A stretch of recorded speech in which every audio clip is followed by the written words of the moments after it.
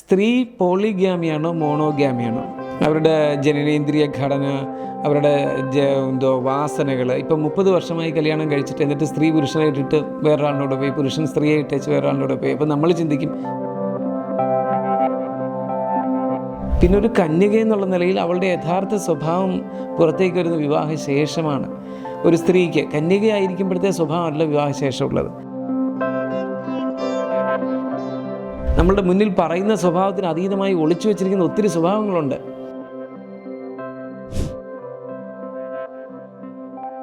ഇന്ന് നമ്മോടൊപ്പം ഉള്ള അതിഥി പ്രശസ്ത ജ്യോതിഷ പണ്ഡിതനായ മംഗലം സഞ്ജയൻ ഹരിപ്പാടാണ്. ശ്രീ മംഗലം സഞ്ജയൻ ഹരിപ്പാട്, സ്വാഗതം. നമസ്കാരം. ഇപ്പോൾ നമുക്ക് ഈ അടുത്ത കാലത്തായി നമ്മുടെ കേരളത്തിൽ കണ്ടുവരുന്ന ഒരു പ്രവണതയാണ് വിവാഹിതരായ സ്ത്രീകൾ, അതായത് ജാതകം നോക്കിയും കുടുംബ പശ്ചാത്തലം നോക്കിയും എല്ലാ രീതിയിലുള്ള പല ജ്യോതിഷന്മാരെ സമീപിച്ച ശേഷം എല്ലാ പൊരുത്തങ്ങളെല്ലാം നോക്കിയിട്ട് നടത്തുന്ന നിരവധി വിവാഹങ്ങളുണ്ട്. വിവാഹശേഷം പിന്നെ അവരുടെ ജീവിതത്തിൽ മൂന്നാമതൊരാൾ കടന്നു വരികയും അത് വലിയ സംഘർഷത്തിലും കൊലപാതകത്തിലും മരണങ്ങളിലൊക്കെ, നമ്മൾ ഈ അടുത്ത കാലത്ത് തന്നെ എത്രയോ കൊലപാതകങ്ങൾ കേരളത്തിൽ, എത്ര സ്ത്രീകൾ കൊല്ലപ്പെട്ടു എന്ന് നമുക്കറിയില്ല. പുരുഷന്മാരും അതുപോലെ ആത്മഹത്യ ചെയ്തിട്ടുണ്ട്, പല പുരുഷന്മാരും. എന്തുകൊണ്ടാണ് ഈ ജാതകം എല്ലാം ഇത്ര കൃത്യമായിട്ട് നോക്കിയിട്ട് പോലും അവരുടെ ജീവിതത്തിൽ ഇത്തരത്തിലുള്ള ദുരന്തങ്ങളും കടന്നു വരുന്നതെന്ന്? അതിന് 3 കാരണങ്ങൾ പ്രധാനമായിട്ടുണ്ട്.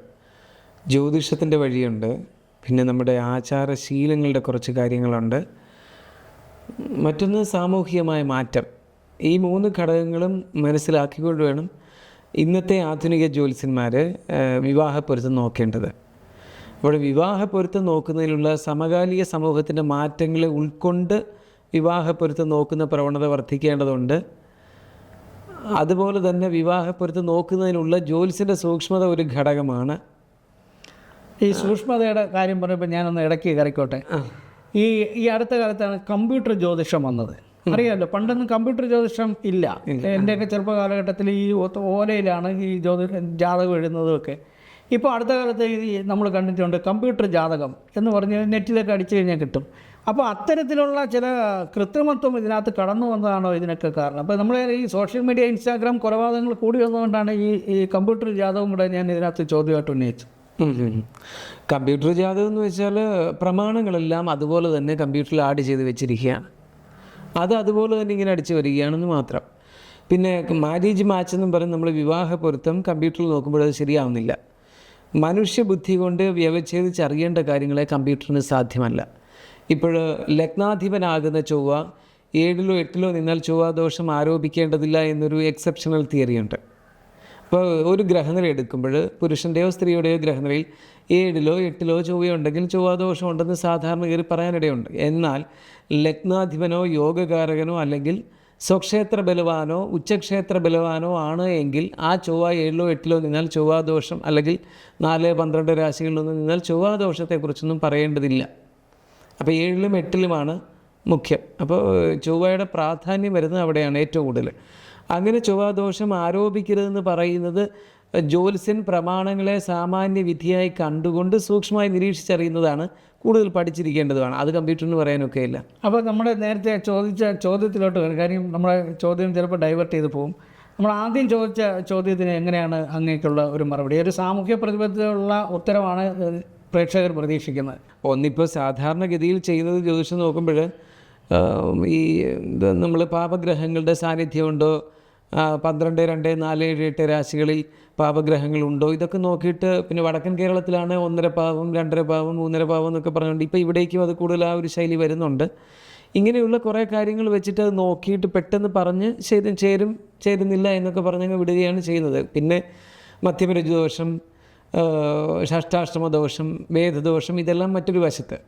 ഇതെല്ലാം നോക്കുമ്പോഴും നമ്മൾ ശ്രദ്ധിക്കേണ്ടത് സ്ത്രീ പോളിഗ്യാമിയാണോ മോണോഗ്യാമിയാണോ, അത് ജ്യോതിഷത്തിൽ അറിയാം. അതൊന്നും സാധാരണഗതിയിൽ ചിന്തനീയമാകുന്നില്ല. അതുകൊണ്ട് വരുന്ന പ്രശ്നമാണ്.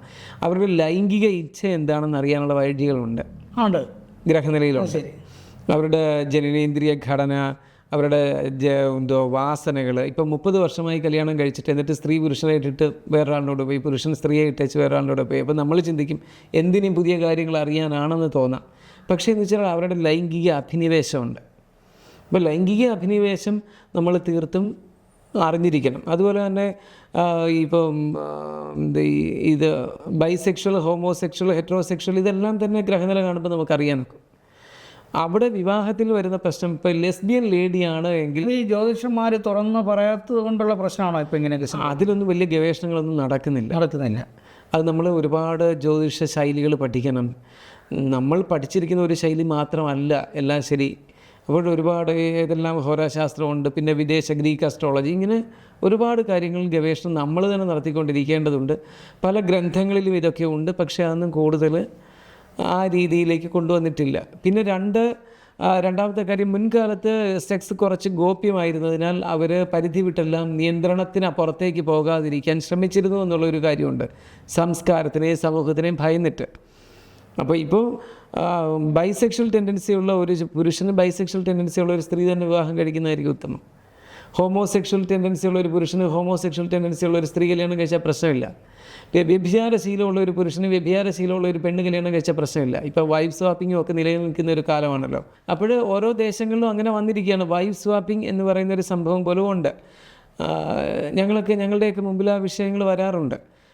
അങ്ങനെ വരുമ്പോൾ അവരവരുടെ വാസനയ്ക്കനുസരിച്ചുള്ളവരെ കണ്ടെത്തുന്ന ഒരു പ്രവണതയിലേക്ക് വരും. ഇപ്പോൾ നമ്മളുടെ സെക്ഷൽ ടെൻഡൻസി തന്നെ ഓരോ ഘട്ടത്തിലും മാറുന്നുണ്ട്. 26-27 വയസ്സ് വരെ ഓപ്പോസിറ്റ് സെക്സിലേക്ക് ശ്രദ്ധ പോകുന്നവർ ചിലപ്പോൾ അത് കഴിയുമ്പോൾ ഹോമോസെക്ഷുവാലിറ്റിയിലേക്കായിരിക്കും വരുന്നത്. ചിലർ മൂന്നാം ഘട്ടത്തിലൊരു 45-50 വയസ്സാകുമ്പോൾ തിരിച്ച് വീണ്ടും ആ പഴയ തലത്തിലേക്ക് പോകും.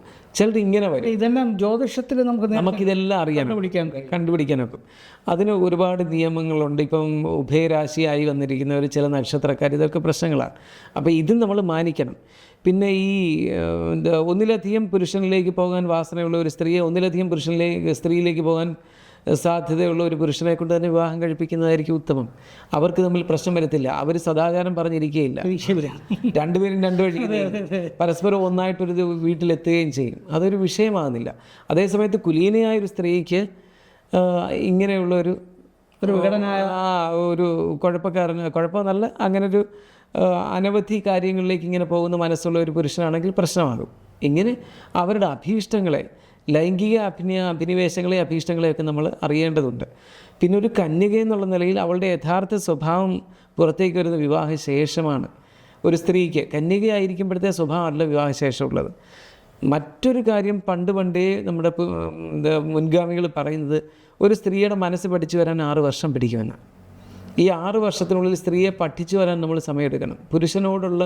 ഒരു പുരുഷൻ മറ്റൊരു പുരുഷനോട് സംസാരിക്കുമ്പോൾ ഉള്ള, അല്ലെങ്കിൽ ഇടപെടുമ്പോൾ ഉള്ള, അതിനാണല്ലോ ഇപ്പോൾ ഈ മോഡേൺ ജീവിത കാലഘട്ടത്തിൽ ഈ കല്യാണത്തിന് മുമ്പ് പുരുഷൻ സ്ത്രീ കുറേ നാൾ ഒരുമിച്ച് ജീവിക്കാറുണ്ട്. പക്ഷേ അത് വലിയ വിമർശനാത്മകമായിട്ട് അപ്പോഴും അറിയുന്നില്ല.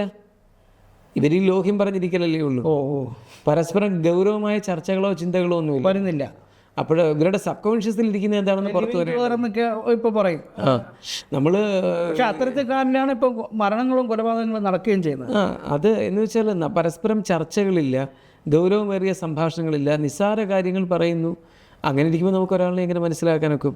ഇപ്പോഴും എൻ്റെ മുന്നിലിരിക്കുന്ന ഒരാളെ മനസ്സിലാക്കണമെങ്കിൽ അയാളുടെ കാഴ്ചപ്പാടുകൾ എന്തെന്ന് ഞാൻ ഏതെങ്കിലും തരത്തിൽ അറിയാതെയും ചൂഷണം ചെയ്തോ നേരിട്ട് ചോദിച്ചോ മനസ്സിലാക്കുകയും ആ വ്യക്തിയുടെ ചലനങ്ങളെയും എല്ലാം അവലോകനം ചെയ്തിട്ടാണ് ആ വ്യക്തിത്വം ഞാൻ അളക്കുന്നത്. അങ്ങനെയാണ് എല്ലാവരും ചെയ്യേണ്ടത്. അത് നമ്മൾ ഒരാളിനെ കാണുമ്പോൾ നടക്കുന്നില്ല. ബാഹ്യമായി പറയുന്ന കാര്യങ്ങൾക്ക് പിന്നാലെ പോകുന്നു. ഉപരിപ്ലവമായ കാര്യങ്ങൾ കണ്ടിട്ട് നമ്മൾ മറ്റൊരാളുടെ പേഴ്സണാലിറ്റി അളക്കുന്നത് മണ്ടത്തരമാണ്. ഈ ജ്യോതിഷപ്രകാരം അവരുടെ ഒരു ജീവിതചര്യ ഒരു 5-6 വർഷം അവരെക്കുറിച്ച് പഠിക്കണമെന്ന് പറയുന്നു. പക്ഷേ ഒരു പ്രായോഗികമാണോ അത്? അല്ല, അതിപ്പോൾ വിവാഹശേഷമുള്ള ജ്യോത്സ്യൻ്റെ വശമല്ല പറഞ്ഞത്. ജ്യോത്സ്യനല്ല, വിവാഹശേഷം ഏതൊരു വ്യക്തി, ഇപ്പോൾ ഗ്രഹനില എത്ര ചേർന്നാലും സ്ത്രീയോട് എന്തൊക്കെ പറയാം, എങ്ങനെയൊക്കെ പറയാം, എപ്പോഴൊക്കെ പറയാം, ഏതൊക്കെ, അങ്ങനെ ഒരു കാര്യമുണ്ട്. പിന്നെ ഒരു ഭാര്യ വരുന്നതിന് മുമ്പ് ഒരു പുരുഷൻ സ്വന്തം അമ്മയിൽ നിന്ന് ഒരുപാട് കാര്യങ്ങൾ മനസ്സിലാക്കേണ്ടതുണ്ട്. അപ്പോൾ ഒരു സ്ത്രീയെക്കുറിച്ച്, ഭാര്യയിൽ നിന്ന് വരാവുന്ന വിപത്തുകൾ ഏറെക്കുറെ ഭംഗിയാവണ്ണം സഭ്യതയുടെ അതിർവരമ്പ് കടക്കാതെ ചോദിച്ച് മനസ്സിലാക്കാൻ ബാധ്യസ്ഥനുമാണ് പുരുഷൻ. അമ്മയോട് ചോദിച്ചറിയണം, അമ്മ ഇങ്ങനെയാണ് അവളുടെ നീക്കങ്ങൾ പലതും ഇന്ന് സഭ്യമായ രീതിയിൽ പല കാര്യങ്ങൾ പറയുമ്പോൾ അമ്മയ്ക്ക് പിടികിട്ടും എങ്ങനെയാണ് മകനത് ഉത്തരം, അവിടെ ഒരു സ്ത്രീ ആയതുകൊണ്ട്. അപ്പോൾ അങ്ങനെ ഒരുപാട് കാര്യങ്ങളുണ്ട്. ഇതെല്ലാം കൂടി വരണം, ജ്യോത്സ്യൻ്റെ തലയിൽ മാത്രമല്ല. എന്നാൽ ജ്യോത്സ്യന്മാർ കണ്ടെത്തുമ്പോൾ ഈ ഗ്രഹനില ചേരുമ്പോൾ നോക്കുമ്പോൾ ഈ പാപദോഷം എന്നുള്ളതിനേക്കാൾ ഉപരി ഈ ഒരു വ്യക്തി മുന്നിൽ വന്നിരിക്കുന്നെങ്കിൽ ആ ഗ്രഹനില കാണുമ്പോൾ ആ വ്യക്തിയെ മൊത്തം നമ്മൾ അറിയുകയാണ് അവിടെ. ഇതാരാണ് നമ്മുടെ മുന്നിൽ വന്നിരിക്കുന്നത്? നമ്മളുടെ മുന്നിൽ പറയുന്ന സ്വഭാവത്തിന് അതീതമായി ഒളിച്ചു വെച്ചിരിക്കുന്ന ഒത്തിരി സ്വഭാവങ്ങളുണ്ട്. 7-8 രാശികളെ കൊണ്ട് നമ്മൾ അതെല്ലാം ചിന്തിക്കണം. അവരെന്തൊക്കെയാണ്? പിന്നെ സ്വഭാവത്തിൽ വരാവുന്ന പ്രശ്നങ്ങളുണ്ട്. ഈ കഠിനമായി സംസാരിക്കുന്ന ഒരു സ്ത്രീയാണെങ്കിൽ വളരെ ലളിതമായി സംസാരിക്കുന്ന ഒരു പുരുഷന് പ്രശ്നമാകും. ഇതെല്ലാം കൂടി നമ്മൾ ചിന്തിച്ചിട്ട്, ഒരുപാട് കാര്യങ്ങൾ ചിന്തിച്ചിട്ട് വേണം. ഈ നിമിത്തങ്ങൾ അങ്ങയുടെ ലൈഫിൽ എന്തെങ്കിലും ഒരു അനുഭവം പറയുമ്പോൾ, ഈ ജ്യോതിഷം നോക്കാനായിട്ട് ഒരാൾ വരുമ്പോൾ അവർ വന്ന് കയറുമ്പോൾ തന്നെ എന്തെങ്കിലും ഒരു നിമിത്തങ്ങൾ അല്ലേ വരും. ആ നിമിത്തങ്ങൾ വെച്ചിട്ട് മറക്കാൻ കഴിയാത്ത എന്തെങ്കിലും ഒരു അനുഭവം? ഒരുപാട് കാര്യങ്ങൾ ഇതുമായിട്ട് ബന്ധപ്പെട്ട ഒരുപാട് കാര്യങ്ങളുണ്ട്. ഈ കല്യാണ പൊരുത്തം നോക്കാൻ, വിവാഹ പൊരുത്തം നോക്കാൻ വന്നിരിക്കുന്ന സമയത്ത് വേറൊരാൾ വന്ന് വിവാഹം ക്ഷണിക്കുന്നു, കത്ത് തരുന്നു എന്ന് പറയുമ്പോൾ അത് അവർക്ക് ഗുണമായിട്ടാണ് നമ്മൾ അതിനെക്കുറിച്ച് ചിന്തിക്കുന്നത്. അങ്ങനെ ഏതൊരു വിഷയമാണോ കൈകാര്യം ചെയ്യുന്നത് ആ വിഷയത്തിന് അനുഗുണമായ കാര്യവുമായിട്ട് വേറെ ആരെങ്കിലും ആ സമയത്ത് കടന്നു വന്നാലോ അങ്ങനെ ഒരു സംഭവം ഉണ്ടായാലോ അത് ആ കാര്യത്തിൽ പോസിറ്റീവാണെന്ന് നമ്മൾ നിമിത്തം അനുസരിച്ച് പറയേണ്ടിയിരിക്കുന്നു. അതാണ് അവിടുത്തെ ഈ വിവാഹ വിഷയത്തെക്കുറിച്ച് പറയുമ്പോൾ ഒത്തിരി കാര്യം ഞാനിതെല്ലാം ശ്രദ്ധിച്ചിട്ടാണ് നോക്കിവിടുന്നത്. കാരണം കയ്യിൽ നിന്നൊരു പിഴവ് വരരുത്.